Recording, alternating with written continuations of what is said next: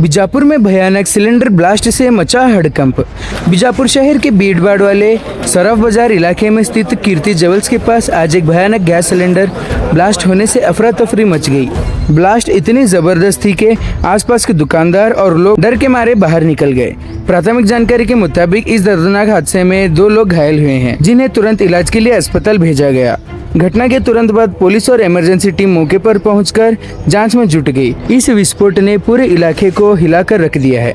लोगों में भय और चिंता का माहौल बना हुआ है। बीजापुर एसपी लक्ष्मण निम्बर्गी ने हमारे माध्यम से बात करते हुए इस घटना के बारे में विस्तृत जानकारी दी। आइए सुनते हैं इस भयानक सिलेंडर ब्लास्ट को लेकर उन्होंने क्या कहा।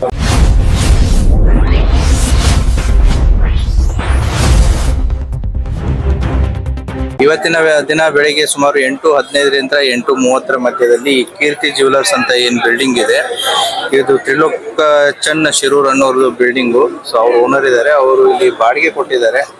ಈ ಗ್ರೌಂಡ್ ಫ್ಲೋರ್ ದಲ್ಲಿ ಇರುವಂತಹ ಏನ್ ಬಾಡಿಗೆ ಕೊಟ್ಟಿದ್ದಾರೆ ಅಲ್ಲಿ ಇಮಾದುಲ್ ಶೇಖ್ ಅಂತಂತೇಳಿ ಸುಮಾರು 7-8 ವರ್ಷದಿಂದ ಇಲ್ಲಿ ಬಂಗಾರದ ಕರಗಿಸಿ ಇದನ್ನ ಮಾಡುವಂತ ಕೆಲಸವನ್ನ ಮಾಡ್ತಾ ಇದ್ದಾರೆ. ಸೊ ಇವರು ನಿನ್ನೆ ಲಾಕ್ ಮಾಡ್ಕೊಂಡು ಹೋಗಿದ್ದಾರೆ. ಬೆಳಿಗ್ಗೆ ಸುಮಾರು 8:15ಕ್ಕೆ ಶಟರ್ಸ್ ಓಪನ್ ಮಾಡಿ ಒಳಗಡೆ ಎಂಟ್ರಿ ಆಗಿದ್ದಾರೆ. ಎಂಟ್ರಿ ಆಗಿ ಸ್ವಲ್ಪ ಕೆಲಸ ಮಾಡೋದ್ರಲ್ಲೇ ಅಲ್ಲಿ ಇದ್ದಂತ ಸಿಲಿಂಡರ್ ಬ್ಲಾಸ್ಟ್ ಆಗಿದೆ. ದೆನ್ ಇಮಿಡಿಯೇಟ್ಲಿ ಇಲ್ಲೇ ಇದ್ದಂತ ಪಬ್ಲಿಕ್ ಆಗಿರ್ಬೋದು, ದೆನ್ ಪೊಲೀಸ್ ಆಗಿರ್ಬೋದು ಬಂದು ಚೆಕ್ ಮಾಡಿದಾಗ ಅವರಿಬ್ರು ವ್ಯಕ್ತಿಗಳು ಕೂಡ ಹೊರಗಡೆ ಬಂದಿದ್ರು. ಅಷ್ಟೊತ್ತಿಗೆ ಮೈ ಮೇಲೆ ಎಲ್ಲ ಗಾಯಗಳಾಗಿದ್ದಾವೆ. ಇಬ್ಬರನ್ನು ಕೂಡ ಈಗ ಹಾಸ್ಪಿಟಲ್ಗೆ ಅಡ್ಮಿಟ್ ಮಾಡಿದ್ದಾರೆ. ಅವ್ರದ್ದು ಟ್ರೀಟ್ಮೆಂಟ್ ನಡೀತಾ ಇದೆ.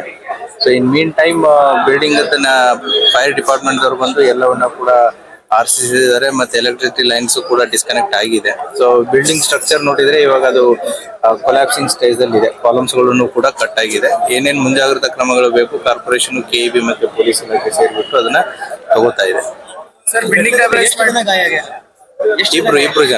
ಇಬ್ರು ಜನ ಗಾಯ, ಬಿಜು ಅಂತಂತೇಳಿ ಮತ್ತೆ ಹಕೀಮ್ ಅಂತಂತೇಳಿ ಅವರು ಕೂಡ ವೆಸ್ಟ್ ಬೆಂಗಾಲ್ದವ್ರೆ. ಇಲ್ಲಿ ಕೆಲ್ಸಕ್ಕಂತ ಇದ್ರು. ಅವ್ರ ಜೊತೆಗೆ ಅವರಿಬ್ರು ಗಾಯ ಆಗಿದೆ. ಅವರಿಬ್ರು ಹಾಸ್ಪಿಟಲ್ ಅಡ್ಮಿಟ್ ಇದ್ದಾರೆ. ಅದನ್ನ ನೋಡೋಣ. ಅದನ್ನ engineers who are the experts ಅಲ್ಲ, they will check and update.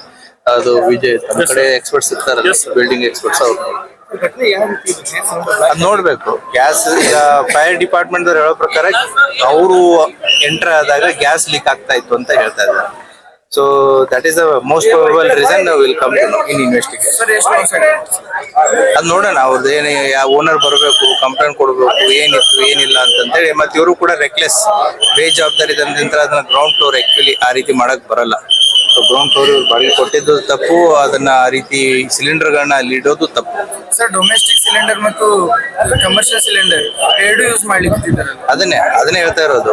ಒಂದು ಡೊಮೆಸ್ಟಿಕ್ ಯೂಸ್ ಮಾಡಿದರೆ, ಒಂದು ಕಮರ್ಷಿಯಲ್ ಯೂಸ್ ಮಾಡಿದರೆ. They have done the wrong thing. ಅವರು ಸಾರ್ವಜನಿಕ ಆಸ್ತಿ ಪಾಸ್ತಿಗೆ ಅಕ್ಕಪಕ್ಕ ಜನರ ಮೇಲೆ ಹಾನಿಯಾಗುವಂತ ಒಂದು ಕೆಲಸವನ್ನು ಕೂಡ ಮಾಡಿದರೆ ಅವ್ರ ಮೇಲೆ ನಾವು ಕೇಸನ್ನು ಕೂಡ ರಿಜಿಸ್ಟರ್ ಮಾಡ್ತೀವಿ. ಓಕೆ. ಬೆಳಿಗ್ಗೆ 8:15ಗೆ ನನಗೊಂದು ಪೊಲೀಸ್ ಕಂಟ್ರೋಲ್ ಇಂದ ನನಗೊಂದು ಮೆಸೇಜ್ ಬರ್ತದೆ. ಸರಾಫ್ ಬಜಾರ್ ಅಲ್ಲಿ ಏನೋ ಸೌಂಡ್ ಬಂತು, ಬ್ಲಾಸ್ಟ್ ಆಗಿದೆ ಅಂತ ಹೇಳಿ ಒಂದು ಇಂಟಿಮೇಷನ್ ಬರ್ತಿದೆ. ಆ ಇಂಟಿಮೇಷನ್ ಪ್ರಕಾರ ನಾನು ಇಮಿಡಿಯೇಟ್ಲಿ ಆಗಿ ಇಲ್ಲಿ ಬಂದು ನೋಡಿದಾಗ ಗ್ಯಾಸ್ ಲೀಕೇಜ್ ಇತ್ತು. ಗ್ಯಾಸ್ ಲೀಕ್ ಆಗಿ ಬ್ಲಾಸ್ಟ್ ಆಗಿದೆ ಅಂತ ಹೇಳಿ ನಮಗೆ ಮಾಹಿತಿ ಗೊತ್ತಾಯಿತು. ನಾವು ಬರೋಕ್ಕಿಂತ ಮುಂಚಿತವಾಗಿ 2 ಮೆಂಬರ್ಸನ್ನ ಆಸ್ಪತ್ರೆ ಶಿಫ್ಟ್ ಮಾಡಿದ್ರು, ಇಲ್ಲಿ ನಮ್ಮ ಟ್ರಾಫಿಕ್ ಪೊಲೀಸ್ನವ್ರು ಕೂಡಿ. ಅದ್ಬಿಟ್ಟು ಅವ್ರಿಗೇನು ಇಂಜುರೀಸ್ ಏನಿಲ್ಲ, ಮೈನರ್ ಇಂಜುರೀಸ್ ಆಗಿದೆ ಅಷ್ಟೇ. ಮೇ ಬಿ ಬೆಳಗಿನ ಜಾವ ಲೀಕೇಜ್ ಆಗಿರ್ತದ, ಸಣ್ಣಂಗೆ ಲೀಕ್ ಆಗಿರ್ತದ. ನಾವು ಬರೋ ಹೊತ್ನಾಗ ತುಂಬಾ ಫಾಸ್ಟ್ ಇತ್ತು. ತುಂಬಾ ಫಾಸ್ಟ್ ಆಗ್ಬೇಕಾದ ಕಾರಣ ಮೇಲ್ಗಡೆ ಕಾಂಕ್ರೀಟ್ ಕಟ್ ಆಗಿ ಬಿದ್ದಿರ್ತದಲ್ಲ, ಅದು ಮೇನ್ ವಾಲ್ ಇನ್ನೂ ಆನ್ ಆಗಿರ್ತದ.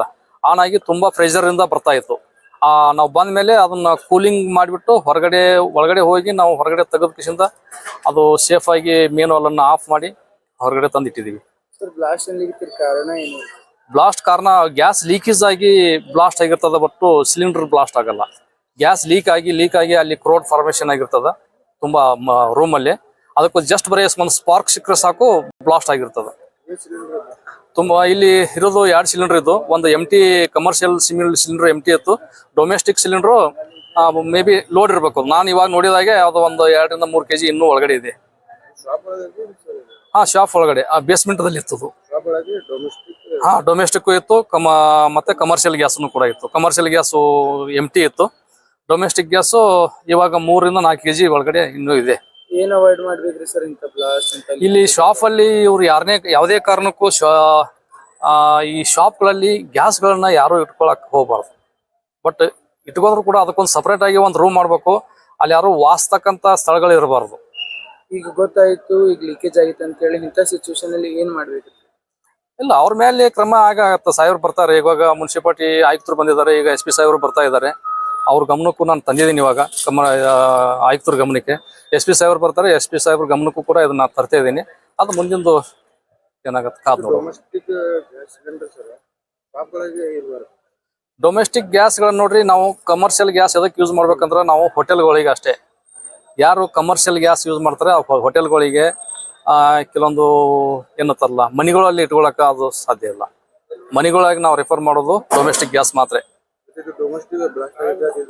ಡೊಮೆಸ್ಟಿಕ್ ಗ್ಯಾಸ್ ಅನ್ನ ಲೀಕ್ ಆಗಿ ಅದೇ ಬ್ಲಾಸ್ಟ್ ಆಗಿರೋದು. ಅದಕ್ಕೆ ಓನರ್ ಜವಾಬ್ದಾರಿ ಆಗ್ತಾನೆ ಇವಾಗ. Okay, thank you. ನನ್ನ ಹೆಸರು ಉಮೇಶ್ ತಳಕೇರಿ ಅಂತೇಳಿ, fire station officer, Vijayapura.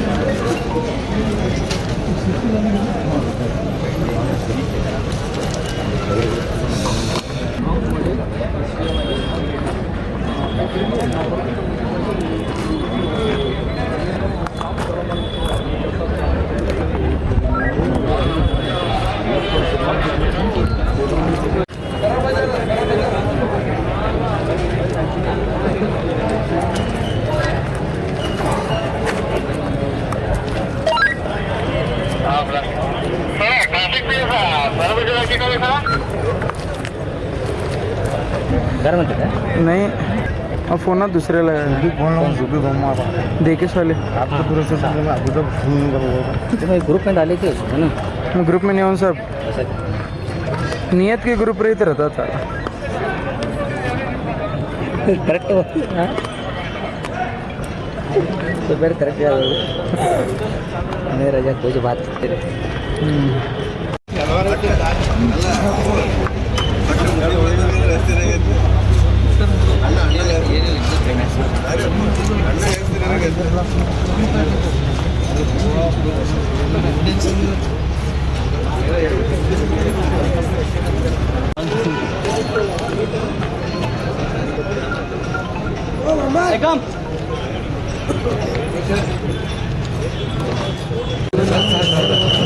Risk ಇದೆ. ಹತ್ರ ಹೋಗ್ಬಾರ್ರಿ, ಮಾತಾಡ್ರಿ. ಇದು ಉದ್ರಿಟ್ಟಂತೀನಿ ಮತ್ತೆ. ಇಲ್ಲ ಇದು ಲೂಸ್ ಅದ. ಬಿಲ್ಡಿಂಗ್ ಅದ ಕೇಳಕತ್ತೀನಿಪ್ಪ.